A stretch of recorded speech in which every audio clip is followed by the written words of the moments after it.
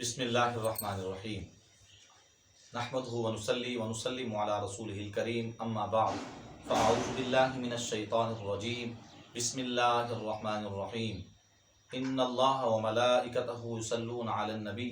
یا ایہا الذین آمنوا صلوا علیہ وسلموا تسلیما الصلاۃ والسلام علیک یا سیدی یا رسول اللہ وعلی آلک واصحابک یا سیدی یا حبیب اللہ۔ عقائد عالم صلی اللہ تعالیٰ علیہ وآلہ وسلم کا فرمان ذیشان ہے کہ جب تم کوئی چیز بھول جاؤ تو مجھ پر درود پڑھو، تمہیں بھولی ہوئی چیز یاد آ جائے گی۔ بارگاہ عزتی میں درخواست ہے خالق کائنات تمام مسلمانان اسلام کو اپنے نبی حضرت محمد صلی اللہ تعالیٰ علیہ وآلہ وسلم کی ذات والا برکات پر بے حد درود و سلام کا نذرانہ پیش کرنے کی توفیق عطا فرمائے۔ تمام سامعین و ناظرین کرام، آج کی حدیث پاک کا عنوان ہے قبولیت دعا کے اوقات۔ قبولیت دعا کے اوقات۔ تو آئیے حدیث پاک سماعت کیجیے۔ حضرت ابو امامہ صدی رضی اللہ تعالی عنہ سے روایت ہے کہ بارگاہ رسالت مآب صلی اللہ تعالی علیہ وآلہ وسلم میں عرض کی گئی ای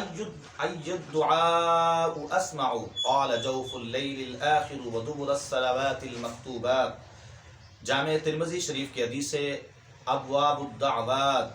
حدیث نمبر 3499 3499 حدیث نمبر ہے۔ آقا کریم علیہ السلام کی بارگاہ میں سوال کیا گیا، یا رسول اللہ کس وقت دعائیں قبول ہوتی ہیں؟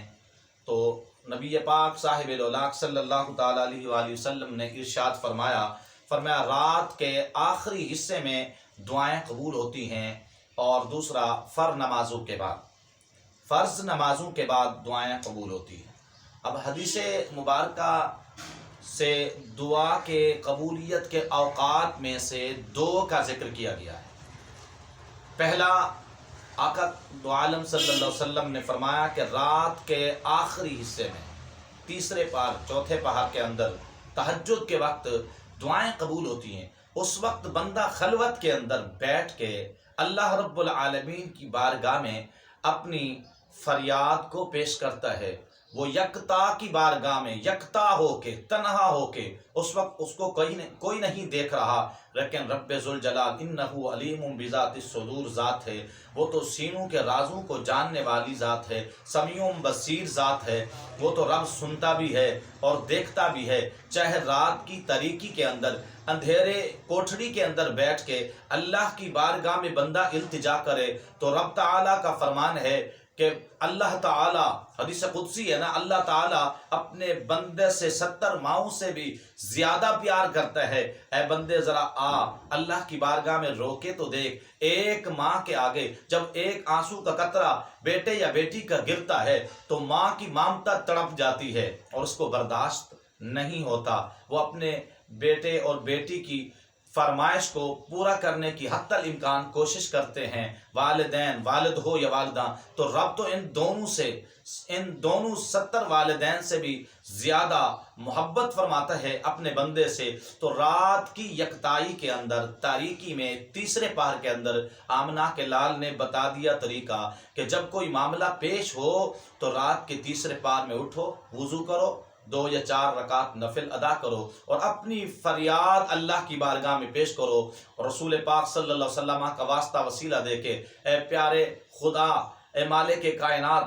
کائنات کے اندر جو ہستی تجھے بہت زیادہ پسند ہے، مالک میں اس عاجز بندہ اس کا واسطہ پیش کرتا ہوں، اس کے صدقے میری دعا کو اپنی بارگاہ میں شرف قبولیت کا درجہ عطا فرما۔ تو یقیناً اللہ کی رحمتوں کے دروازے تو ویسے بھی کھلے ہوتے ہیں، لیکن جو رات کا تیسرا پہر ہوتا ہے، سبحان اللہ، کیا ہی بات ہے، اس وقت تو اللہ کی رحمتیں دھاڑے مار مار کر آوازیں لگا رہی ہوتی ہے کوئی مجھ سے مانگنے والا، میری رحمت کے دروازے کھلے ہیں، ہے کوئی توبہ کرنے والا، اس کو میں معاف کر دوں، ہے کوئی مجھ سے کچھ مانگنے والا، ہے کوئی بیماری سے شفا مانگنے والا، اس کو تندرستی عطا کر دوں۔ تو سامعین محترم، وہ بڑا ہی پیارا وقت ہے دعا کی قبولیت کا، جو اللہ کے محبوب نے کرم فرمایا، ہمیں بتا دیا۔ اور دوسرا، فرض نمازوں کے بعد جیسے ہی آپ فرض نماز پڑھتے ہیں جو آپ کی خاص دعا ہے وہ اللہ کی بارگاہ میں پیش کر دیں، وہ فجر کی نماز کے بعد یا عصر کی نماز کے بعد۔ ہاں، جن نمازوں میں فرض نمازوں کے بعد سنتیں نوافل ہیں تو ان میں لمبی دعا کرنا ذرا درست نہیں ہے، فقہاء کرام نے مختصر کرنے کو کہا ہے، تو ان نمازوں میں مختصر دعا کرنی ہے۔ اور جن نمازوں کے بعد سنت یا نوافل نہیں ہے، جیسا کہ فجر کی نماز ہے یا عصر کی نماز ہے، تو ان میں آپ لمبی دعا اللہ کی بارگاہ میں پیش کر سکتے ہیں، وہ بھی دعا کی قبولیت کا وقت ہوتا ہے۔ رب لم یزل کی بارگاہ میں دعا ہے،